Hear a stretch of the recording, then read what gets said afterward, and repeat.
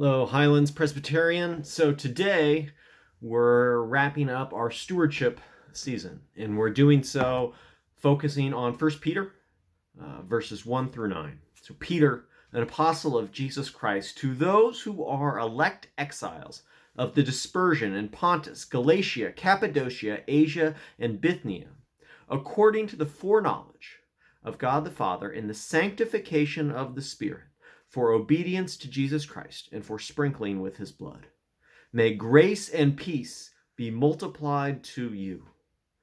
Blessed be the God and Father of our Lord Jesus Christ. According to his great mercy, he has caused us to be born again to a living hope through the resurrection of Jesus Christ from the dead, to an inheritance that is imperishable, undefiled, and unfading, kept in heaven for you, who by God's power are being guarded through faith for a salvation ready to be revealed in the last time.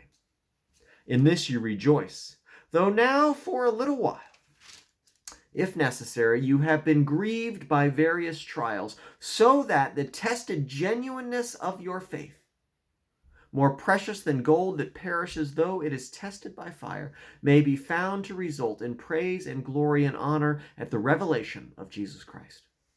Though you have not seen him, you love him. Though you do not see him now, you believe in him and rejoice with joy that is inexpressible and filled with glory, obtaining the outcome of your faith, the salvation of your souls. It says the word of the Lord. Thanks be to God. What a word of comfort it must have been, right, to these exiles to hear, right, that they are being guarded by God's power. What a word, and what confidence to be able to say that to people who are exiled. To be able to say that there is so much good news for you and that God is guarding this, and what you have is more precious than gold, even though these are exiles, they may have lost so much. Peter is telling them that they are richer than they can imagine. What a helpful thing that is for us to hear, right? Whether we have lost much or whether we have not. To hear those words of comfort and assurance. And I love this phrase, living hope, right? If something is living, it is dynamic, it is adapting, it is changeable. Right? I was thinking of the phrase living documents. The idea being that they're not finalized. Sometimes, documents will be finalized and say, hey, it's a living document. It's going to change. It's going to adapt to the situation to make sure it's applicable to where we are currently. It is alive. And I was thinking about the difference between the Declaration of Independence, which was fixed, and the Constitution, which can still be updated and amended and still be alive. Right, in Romans 12, there's the wonderful phrase where we're called to be a living sacrifice. And I'll always remember, I heard a preacher say, the problem with living sacrifices is that they crawl off the altar. Right? And so we bring ourselves as a living sacrifice, and yet so often we're crawling off the altar and going to worship, offering ourselves to other gods, which is why I love the fact that every week we have a prayer of confession, that it's part of the rhythms and habits of being Presbyterian, is that we have this prayer of confession, that we kind of crawl back onto the altar and offer ourselves again. Jesus made the offering, so we don't have to do that. Christ has achieved that for us, but we still offer ourselves to God. And so we have this living hope, adjusting to circumstances. It's amazing about Christianity, right? 2,000 years ago, this letter was written to this community, and here we are reading it, and through the power of the Holy Spirit, it's still applicable. We still hear it and think, oh, that is good news for us today in our modern circumstances.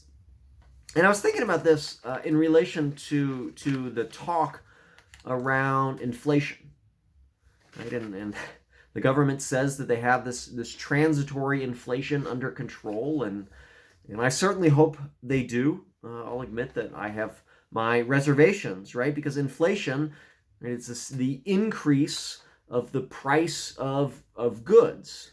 And some inflation is good because it shows growth in the economy, but what can happen is it can run away, and it can exceed kind of get beyond control and can get into hyperinflation, which can erode the power of the purchasing power of money that has been saved. And so you can save all this money, and then inflation can run away, and then it has less power. And so you think you had security, and then inflation can erode that. And there's stories out there about Zimbabwe and Venezuela, these countries where inflation has gotten out of control, where the price of goods change from when you go in a grocery store to when you go to purchase things at a grocery store. And you see pictures of $100 million bills in Zimbabwe. And Germany in the 1920s was certainly, I think, the most famous case of it, where they said a loaf of bread that cost 160 marks at the end of 1922 cost 200 billion marks by the end of 1923, right? It can spiral out of control, and people are caught up in that, and they're powerless. And maybe the savings that they had hope in can be eroded. And so, right, things cost more than they used to. I've seen that heating bills this year may cost 50% more than they did last year. We've seen it at gas pumps. We've seen it in grocery stores. And I'm not here to talk about the politics of it, and I don't understand all the things that go into what drives inflation. Some of it political, some of it economic, some of it things beyond our control. But I know it threatens the eroding of savings, right? You save for decades towards retirement, and then inflation can put that in jeopardy. It can threaten security, right? You build hope, and then inflation can threaten that. And so we've been thinking about hope as an anchor, right? And so want to think about it through that context. And so as the son of a sailor, I was often the one at the front of the boat who was lowering the anchor or raising the anchor up as my father sat in the back and yelled at me or gestured at me to raise it up or lower it. And I discovered, right, that as it came up, often it brought all the mud up from the bottom. So going through that wasn't always a fun job. But there's also that when you let it down, you're supposed to let down far more anchor chain or rope than the depth. So the rope accumulates on the bottom. What happens is it allows the boat to drift some with the current. So the rope is never pointed straight down. The boat's rarely right over the anchor. Right? Depending on how much rope was let out, the boat can drift a decent way. And what this does is it allows room for the boat to sort of move as the currents adjust, as the waves swell. There's sort of slack in that, which means that when you go to pull the anchor up, right, you often have to move the boat to where it's over the anchor, and then you start pulling straight up. But that gives the boat the ability to adjust as waves, come and the boat moves around, that there's extra line. And so it's living, right? It's a living relationship between sort of the sea and the weather and the anchor. And it's adaptable to the conditions.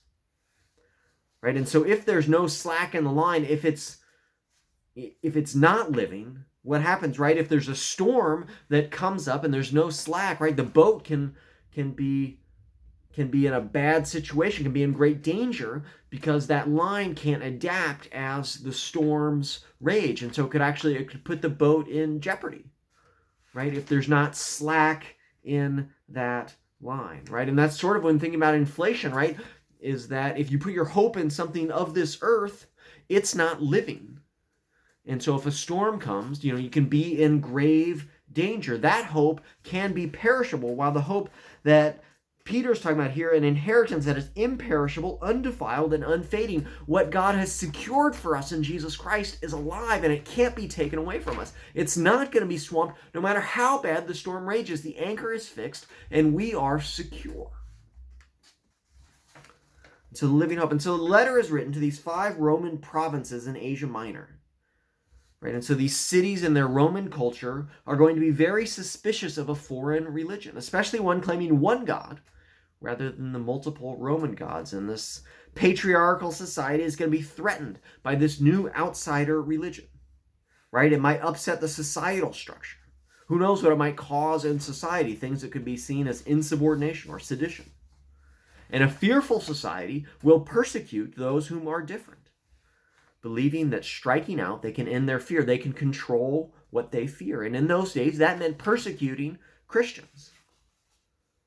And so Peter writes to these Christians and begins with this reminder, right? You have been chosen and destined by God the Father, sanctified by the Spirit, to be obedient to Jesus Christ. Right? By God's great mercy, God has given us a new birth into that living hope through the resurrection of Jesus Christ, right? It's a reminder to the Christians that they, just as we today, are this Easter people rooted in resurrection. Our identity, the claim we make, is based upon Christ's resurrection. And this is the anchor of our faith. And so we are saved. Our lives are securely tied to that anchor. And so no matter how much the winds are blowing, it's a living hope. And so it adapts to our situation. The Spirit continues to come to us. Our hope is living and dynamic. And so it adapts to the situation First Peter is writing about. It adapts to our situation today. Right? Peter's telling the church that's being persecuted that they don't have to despair, because even though there's short-term hardship, that short-term hardship does not mean that what Christ has promised long-term is lost. That is imperishable, undefiled, and unfading, and it is more precious than gold. Right? And so if our faith is more precious than gold, and we're told that we can fully trust God to keep that inheritance safe, and we're also told that in verse 9, right, it says, the reason for our faith, the outcome of our faith is the salvation of our souls. That is the point of this, that we may be saved, right? That's the goal. And all of this should inform our stewardship, right? If you imagine, if you're saving up for something, for anything, let's say you've got a savings goal. You keep your eye on the prize and you save towards it. That's the goal. And you contribute your money, you contribute your resources, you're focused on that. And the point of our faith, Peter is telling us, is the salvation of our souls. We think of our life, right, as focused on salvation, right? Christ has achieved it, but we're sort of saving towards it.